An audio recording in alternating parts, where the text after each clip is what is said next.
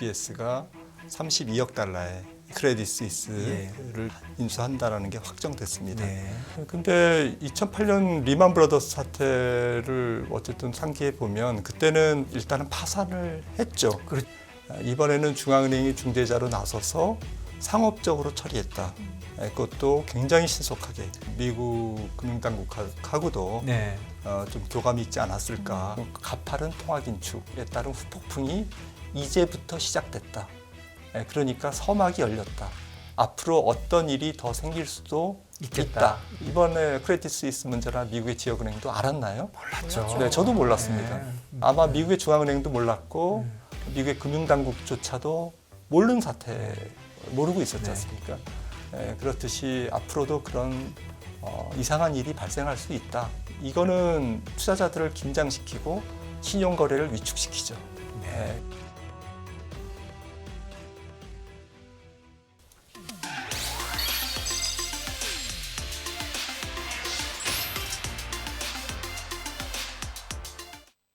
네, 김한주 박사님 어서 오세요. 네, 안녕하세요, 박사님. 안녕하세요.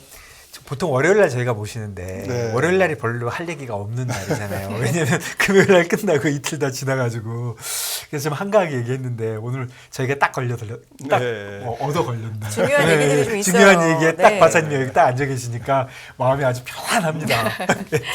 일단 예, 불과 UBS. 뭐 한 1시간 전에 나온 예. 얘기부터 한번 해볼까요? 한두 시간 전에 나온 얘기인데 네. 속보 처리로 저희가 네. 선재규 기자께서 해주셨지만 미국 연준 등 6개 중앙은행 달러 유동성 공급 강화 조치를 한다고 하고요. 연준에서 성명서가 나왔습니다. 20일부터 7일 만기 운용 빈도를 주 단위에서 1 단위로 확대하겠다. 네. 뭐 이런 등등의 좀 조치가 나왔거든요. 내용은 뭐고 네. 이게 무슨 의미입니까? 네, 뭐 선재규 선임 기자님 방송 봤는데 네. 어쨌든 1시간 전에 나왔죠. 네. UBS가 32억 달러의 CS 크레딧 스위스를 인수한다라는 게 확정됐습니다. 아마도 뭐 스위스 국립은행 그 중앙은행이 주말 사이에 열심히 작업을 해서 아시아장이 열리기 전에 더 이상의 위기를 좀 꼬리를 자른 것 같습니다. 당초에는 뭐 새벽까지만 해도 0.25 달러, 그러니까 총액이 한 10억 달러 인수설이 유력했는데 아마 SNB가 스위스 중앙은행이 너 날로 먹는 거 아니냐. 지금 크레디트 스위스 소매 부문 같이만 해도 100억 달러가 되고 그리고 아마 저희들이 모르는 이제 옵션들이 있었겠죠. 지금 듀딜리전스를 충분히 하지 못한 상태에서 깨끗하게 못했을 거예요. 이 거대한 은행을 깨끗하게 그 단기간에 조사할 수가 없지 않습니까? 그래서 이런 부실이 앞으로 발생됐을 때 가격 조정 이런 조항이 있지 않았을까.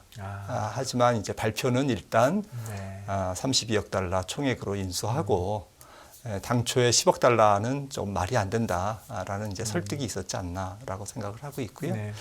아무튼 뭐 크레딧 스위스는 뭐 사실 167년의 역사라고 하죠.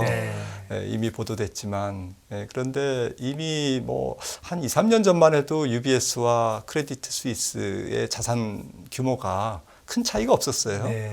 거의 UBS가 크레딧 스위스보다 한 30% 정도 조금 많은 자산 규모를 갖고 있었는데 이게 지금 완전히 뭐 지금 크레딧 스위스는 작년에 4분기에만 예금이 40%가 빠져나갔죠.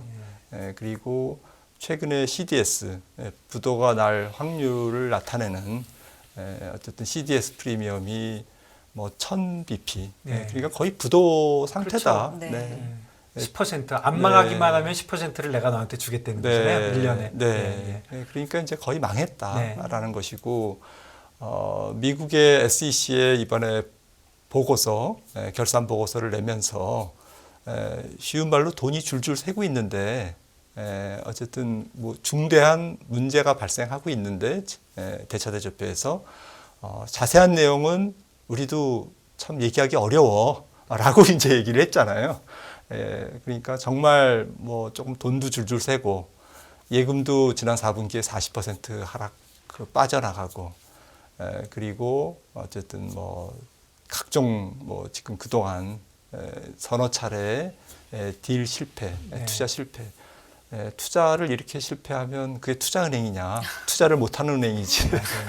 그렇게 좀 조롱거리가 된 그런 상태에서 결국 올 게 왔다. CS는 좀 그런 것 같아요. CS는 이제 보통 이제 인베스트먼트 뱅킹을 하는 데는 별로 예금이 없잖아요. 네. 어디나 예금 없이 그냥 시장에서 돈을 빌려가지고 하는 건데 CS 비즈니스가 독특하게 인베스트먼트 뱅킹과 프라이빗 뱅킹을 같이 하니까 그리고 은행은 한 개고 그렇죠. IB가 워낙 못하는데 네. 프라이빗 뱅킹에 돈이 엄청 많으니까 이게 이쪽 예금이 있는 거죠. 원래 IB 하는 사람들은 없는데 그러니까 네. 이 돈이 프라이빗 뱅킹은 잘하지만 얘들 때문에 우리 돈이 가겠다.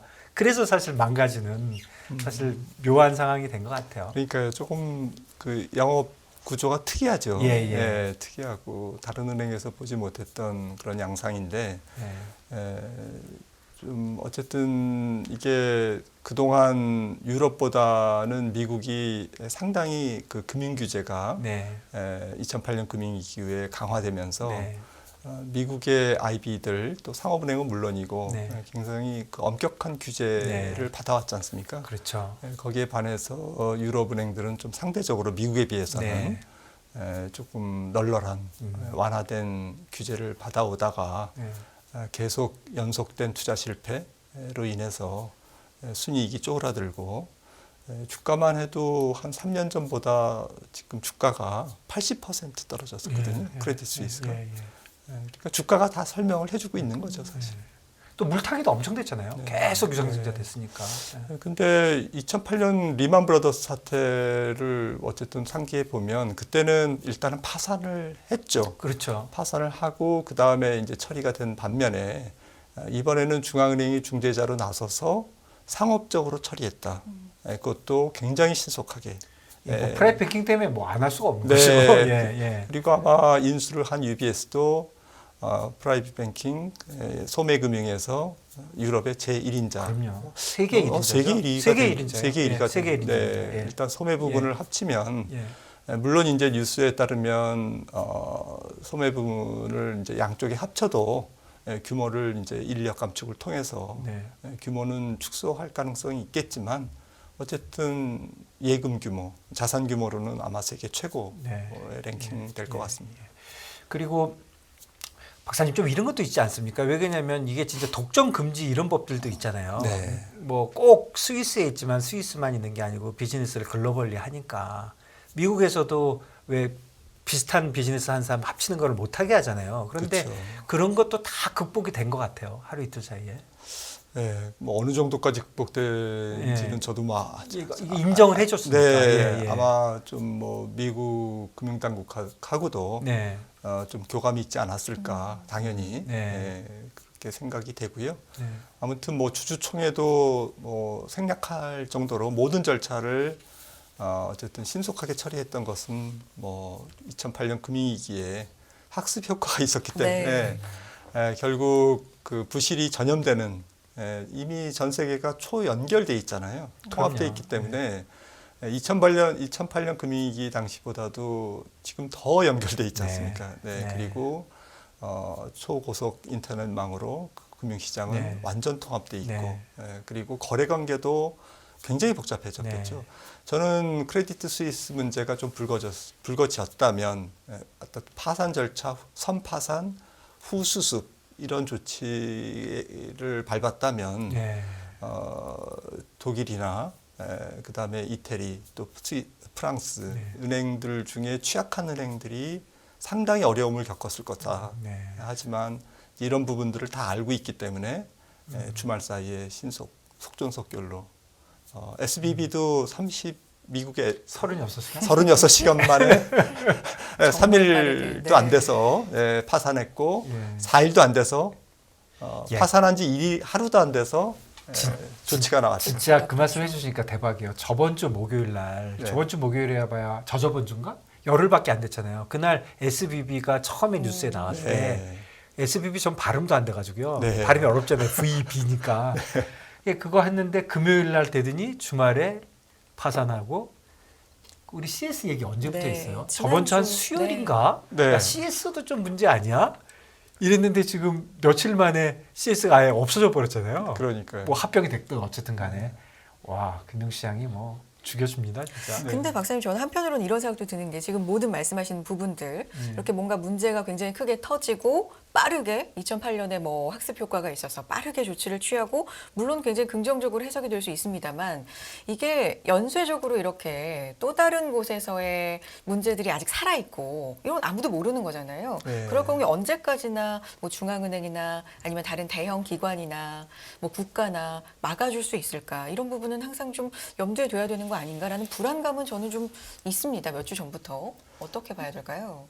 네, 일단은 시간을 번 거지 말씀 주셨듯이 근본적인 문제가 해결됐을까는 좀 퀘스천이 있죠. 물론 이제 예금을 넣어준다든지 퍼스트 리퍼블릭 은행 사태처럼 뭐 11개 대형 은행들이 미국에 네. 300억 달러를 뭐 예금을 넣어줘서 일단 유동성 위기로부터 조금 자유롭게 해주는 이런 조치보다는 훨씬 강력한 훨씬 강력하게 네, 보이죠. 어쨌든 네. 자본에 직접 네.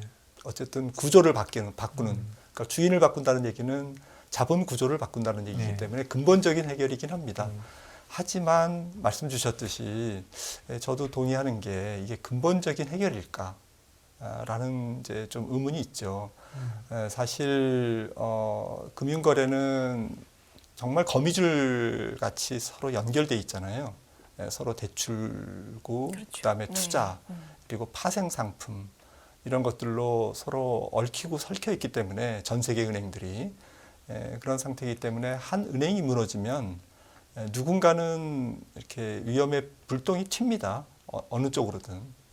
당연히 그렇지 않습니까, 대표님? 그럼요. 그래서 이런 부분들이 결국엔 수면 아래에 잠복되면서 앞으로 이제 크고 작은 또 소음들을 만들어낼 것 같아요. 근데 이번 사태에서 좀 우리가 느꼈듯이 네. 각국 중앙은행들은 너무 훈련이 잘 돼 있다. 그러니까 2008년 금융위기가 각국 중앙은행들로 하여금 굉장히 강력한 어쨌든 멘탈을 만들고 매뉴얼을 좀 만들고 매뉴얼을 만들고 멘탈도 굉장히 강해졌습니다. 그때는 매뉴얼이 네. 없었던 겁니다. 네. 그럴 수가 있어요. 있었으나 소용이 없는 거죠. 네. 잘못 만들어가지고. 네, 그냥 뭐 책상 위에 서기에 예, 책상 위에서. 불과했는데 네. 이번 같은 경우에는 각국 금융당국이나 중앙은행들이 정말 뭐 마치 기다렸다는 듯이 조치를 하는 걸 봐서는 앞으로 어떤 은행이 어쨌든 문제가 되더라도 다 해결할 수 있다라는 어쨌든 신뢰를 투자자들에게 금융시장에 상당히 인상 깊게 던진 그러한 일련의 사태인 것 같습니다. 그 수압 라인 얘기를 지금 해주셨던 네. 거예요. 그 수압 라인. 네. 예, 그것도 사실 중앙은행이 완전히 공조한 거잖아요. 네. 예, 그러니까 이게 그것도 아마 그 주말에 네. 크레딧 스위스와 UBS의 합병 인수를 이제 계기로 네. 어떤 어수선한 일이 일어날지 모르니 네. 특히 이제 유로존을 의식해서 네. 통화 수합을 확대하는 네. 규모는 알려져 있지 않았죠. 이 규모는 안 날. 네. 이게 워낙 뭐 지금 뭐 거의 1시간밖에 안 돼가지고 나온 지가. 네, 그런데 네. 그냥 언뜻 저희가 지금 저 홈페이지나 뭐 기사를 보면은 핵심은 7일 만기 운용 빈도를 예, 주 그러니까 단위에서 그러니까 일 매주 단위로. 예, 매주 매주 단위에서 만나가지고 신청할 수 있던 신청이나 서로 하는 네. 거를 매일 하겠다. 데일리로 네. 하고 매일 하고 그거를 4월 말까지 일단 매일 네. 하겠다. 4월 말까지 하고 금액은 안 나와 있지만 저 정도면 거의 무제한을 해주겠다는 네. 뜻으로 보이고요. 네.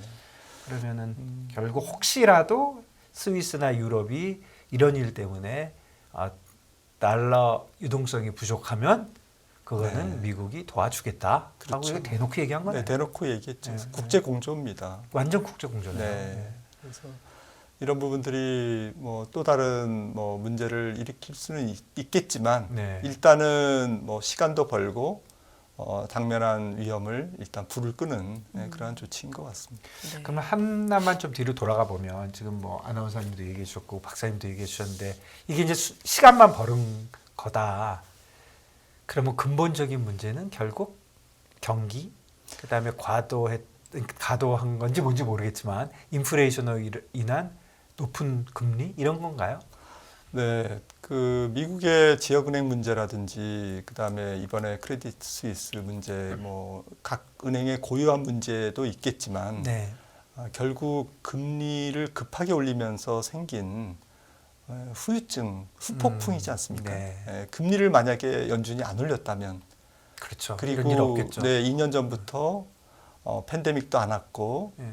돈도 안 풀었고 하이퍼 인플레이션도 만약에 안 왔다면 이프라는 가정을 이렇게 저희가 한번 생각해 본다면 크레딧 스위스도 멀쩡하게 영업을 할 수 있을 거고 미국의 지역은행들도 굉장히 그 추앙받는 네. 어쨌든 모든 은행들이 부러워하는 네. 그러한 은행들로 남아 있었을 거거든요. 그런데 SVB는 확실할 것 같아요. 장기채를 샀으면 어때 안 오르는데? 네. 네. 아니 미국 네.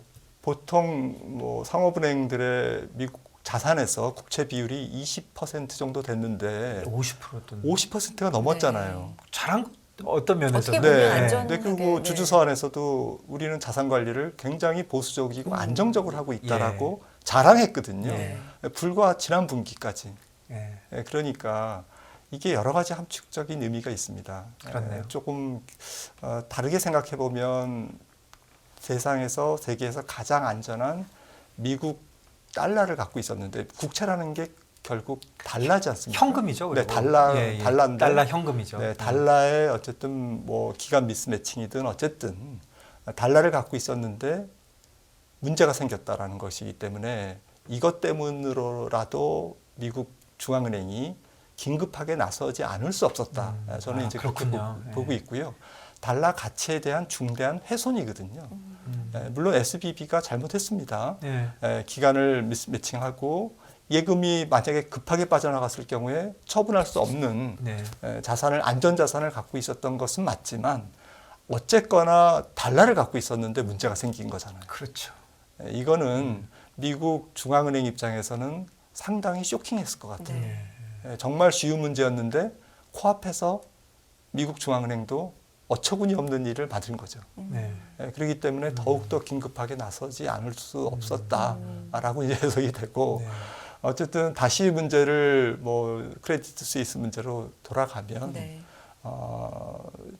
여러 가지가 조금 시사점이 있는 것 같아요. 네. 첫 번째는 어쨌든 가파른 통화 긴축에 따른 후폭풍이 이제부터 시작됐다. 그러니까 서막이 열렸다. 앞으로 어떤 일이 더 생길 수도 있겠다. 있겠다. 충분히 가능하다. 우리는 알 수가 없다. 네, 알 수가 없다. 이번에 크레딧 스위스 문제나 미국의 지역은행도 알았나요? 몰랐죠. 네, 저도 몰랐습니다. 네. 누가 알겠어요? 네, 아마 미국의 중앙은행도 몰랐고 미국의 금융당국조차도 모르는 사태 모르고 있었지 네. 않습니까? 그렇듯이 앞으로도 그런 이상한 일이 발생할 수 있다. 이거는 투자자들을 긴장시키고 신용거래를 위축시키죠. 네. 그래서 거래 파트너 위험을 지금 사람들이 의식하고 있고 그래서 조금 불안정한, 불확실한 문제가 있는 은행들과는 거래를 끊고 이러면 결국 돈이 안 돌지 않습니까?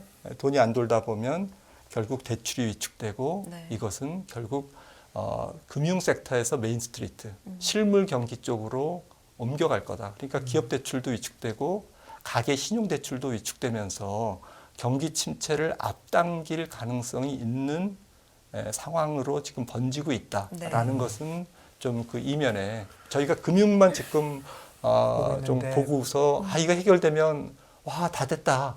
해결 잘 됐네. 이러면서 박수 칠 일이 아니고 금융하시는 분들이 다 바보가 아니기 때문에 네, 신용을 줄이니까. 줄이죠. 네. 그래서 이번에 지금 말씀해 주신 대로 결국은 관건은 금융권은 해결한다 하더라도 네. 금융권의 이런 이슈들이 실물 경제에 미치는 영향을 줘서 경기가 더 침체되고 그럼 뭐 우리의 최대의 관심사 주식은 더 떨어지고 이럴 수가 있는데 네. 그러면 금융권에서 실물로 넘어가는 그 고리를 네. 뭐 일부에서는 뭐 대출이 증가했는지 네. 줄고 있는지 이런 걸 보면 되지 않겠냐 네. 이렇게 얘기하는데 그거는 어떻게 우리가 어떤 지표를 봐야 될까요? 제일 중요한 게 이제부터는 그 각 기업들, 금융회사들의 CDS 프리미엄, 그러니까 뭐 일반 투자자분들이 CDS 프리미엄을 다 일일이 해석하고 네. 관찰할 수는 없는 일인데 네. 아무튼 초점은 기업 대출이 주는 신호가 네. 하이힐드 스프레드, 그러니까 네. 신용 등급이 낮은 회사채의 좀 가산금리가 올라가는 현상. 가상금리가 올라가는지를 네, 봐야 된다. 네, 예, 뉴스에 예. 아마도 뭐 이번 달 또 다음 달 뭐 상반기 내내 그러한 그 회사채 금리가 국채 금리는 내려가는데 네. 기업들이 발행한 회사채, 특히 기업들 중에서 신용 등급이 낮은 기업들이 발행한 회사채 금리는 올라간다. 그러니까 약간 상당한 그 회사 그 채권 시장 안에서의 좀 이중 구조가 확대될 가능성. 그러니까 신용 스프레드 확대에 좀 주목해야 될 것 같습니다. 그러니까 은행의 CDS만 볼 것이 아니라 회사를 봐야 된다는 말씀이시죠? 예. 결국 회사로 흘러 들어가는 직접 금융 시장이지 않습니까? 네, 대출 네. 시장은 간접 금융 예, 시장이고 우리가 얘기하는 지금 은행들을 통한 지원도 조금 경색될 수가 있고 네. 결국엔 그거는 회사채 시장의 기능을 또 한편으로는 약화시켜서 직접 금융 시장에서도 문제가 생기는 네. 그러한 상황으로 조금씩 이어지면서 자금 시장의 빈익빈 부익부, 네. 불균형 이런 부분들이 더 심화될 가능성이 있어 보입니다. 네. 그리고 빅테크에 관련돼서는 지금 두 가지가 막 혼재되는 것 같은데요. 제가 뭐 잘 이해를 못해서 그런 건지 모르겠는데 최근에 이 와중에 빅테크들 오르고 있잖아요. 네. 오르고 있는 와중에 빅테크 아주 큰 애들은 돈이 충분히 있다. 네. 그렇게는 얘기하지만 이런 일이 벌어지고 또 SBB가 아주 거기 스타트업들의 포커스된 은행이었으니까 네. 이게 아무래도 스타트업이나 테크놀로지 컴퍼니들한테 대출이 주는 효과 그런 게 확실히 있겠죠. 당연히 있지 않을까요? 네. 지금 저금리가 지속되면서 네. 경기 확장이 2010년부터 2020년 예, 예. 팬데믹 직전까지 네. 거의 한 뭐 10년간 저금리의 안정 성장이라는 놀라운 마술과 같은 일이 벌어졌지 않습니까? 10년 이상. 그렇죠. 또 벌어질까요? 근데 이제 일단 이 부분이 해결돼야 해결 그다음에 이제 그 얘기죠. 다음 스테이지로 얘기죠. 예. 네, 가지 않을까라고 생각을 해볼 수가 있겠고요. 이제 거기서 지금 기술 기업들이 생태계가 상당히 조금 한번 뭐 여러 가지 조정을 보일 것 같아요. 저는 네. 이번 사태로 인해서 어쨌든 돈이 잘 흘러 들어가지 않을 거지 않습니까? 그렇죠. 스타트업 기업 예, 또 좀 벤처 기업들한테 그리고 심사도 더 타이트해지죠. 타이트해지고 예. 엄격해질 가능성이 있죠. 그렇다고 보면 결국 좀 여러 가지 거시경제의 우호적인 환경 때문에 살아남았던 경쟁력이 없는 그러한 기술 기업들은 도태된다든지 재편된다든지 그러면서 조금 더 이렇게 까다로운 시장 분위기가 형성되고 난 다음에 그 다음에 이제 오히려 이제 그런 한번 과정을 겪고 나면 좀 기술 기업들의 생태계가 좀 더 건강해지지 않을까라는 생각도 해봅니다. 사실 오늘 박사님께 FOMC를 이제 목전에 두고 네. FOMC에 대한 얘기를 좀 많이 여쭙고 싶었는데 죄송하게도 이렇게 UBS의 CS 인수라든가 뭐 관련된 연준의 대책이라든지 이렇게 속보성으로 나온 네. 이야기들을 많이 여쭤봤는데 벌써 답변해 시간이 다 주셔서 가버렸네요. 네 감사드리고요.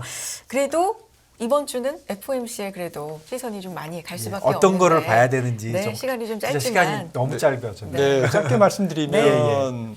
점도표가 중요할 것 같아요. 네. 점도표. 저는 네. 25bp 인상이냐 동결이냐 뭐 지금 25bp 인상 쪽으로 조금 기울어져 있지만 그것도 중요하지만 연준 파월 의장이 어쨌든 기자회견의 발언 그러니까 만약에 동결했을 때 점도표가 5.5로 찍히면 그거는 뭐 매파적인 동결이잖아요. 그렇죠. 그러니까 사실 그렇죠. 25bp냐 동결이냐 보다도 점도표. 올 연말 몇 %까지의 기준금리 인상을 제시하느냐. 네. 저는 한 5.3% 정도 제시하지 않을까. 네. 그러니까 네. 5.5%의 최종금리는 열어놓고 봐야 되지 않을까라는 생각이고요. 네. 어쨌든 점도표가 중요하다. 네. 금리를 더 올리거나 물가를 잡으려면 경기 침체를 유발하거나 경기 침체에 당하거나 이 두 개가 없으면 현재 고물가는 저절로 잡히지는 않는다. 연준은 아마 그렇게 생각하고 있죠. 저절로는 안 잡힌다. 예. 지금 확실히 뭐 인플레이션 왜냐하면 디스인플레이션 얘기한 지가 얼마 안 됐기 때문에 네. 그 부분에 대한 해명이나 이런 게 분명히 제 생각엔 있어야 될 것 맞습니다. 같고요. 박사님이 또 하나는, 디스인플레이션이라고 비슷한 것 같은데. 그러니까요. 저는 이것이 인플레이션. 헤드라인은 디스인플레이션인데 근데 파월 의장도 내가 헤드라인 물가가 디스인플레이션이라고 그랬지 근원 물가가 디스인플레이션이라고 얘기한 적이 있냐 이러겠죠. 변호사. 왜냐하면 끈적끈적하고 갈 길이 멀다라고 내가 수차례 얘기하지 않았냐. 예. 거기다가 이제 직전에 또 이런 우리가 오늘 한창 얘기한 이런 금융 리스크들이 불거지는 바람에 뭐 여기에 대해서도 얘기를 해야 될 것 같고 이번에 들을 게 많을 것 같아요. 연준 위원들 머리 빨개질 것 같습니다. 네, 결국 어쨌거나 욕은 먹을 것 같습니다. 예. 동결을 하면 인플레이션을 정말 방치하는 거냐. 예. 그리고 맞아요. 스태그플레이션 위험은 어떻게 하느냐. 그리고 인상하면 당면한 너 때문에. 당면한 금융위기를 전혀 고려하지 않는 정말 앞뒤가 꽉 막힌 연준이다라는 비난을 받겠죠. 네. 시장에 지금 많은 예측은 25bp 인상인데 박사님도 그쪽으로 조금 더 예측을 저는 하십니까? 지난주까지 뭐 좀 이런 금융 시장의 불확실성 때문에 크레디트 스위스 문제도 있고 해서 동결 생각을 네. 했었는데 조금 개종을 해야 될 것 같습니다. 아니요, 이렇게 발표했으니까 이렇게 해놓고 네. 그래도 난 물가도 잡겠다 이렇게 얘기할 가능성이 그러니까요. 많죠. 네, 22를 쫓아갈 것 22요, 같습니다. 예. 네. 22가 사실 하고 나서 되게 뭐 칭찬까지는 아니더라도 잘하네 뭐 이렇게 좀 신뢰를 좀 받았잖아요. 네, 금융시장의 불확실성과 인플레를 잡는 것은 별개의 일이다. 아마 네. 그런 코멘트가 나올 것 같습니다. 네. 예, 알겠습니다. 여기까지 듣도록 하겠습니다. 이코노미스트 김한준 박사와 함께했습니다. 박사님 고맙습니다. 감사합니다. 금융투자로 돈 벌기 쉽지 않으시죠? 그런데 불가능한 것도 아니죠. 글로벌 IB 트레이더의 눈으로 본 더 넓은 금융의 세계, 그들의 투자의 기술 정말 궁금하지 않으십니까? 여러분들을 응원합니다.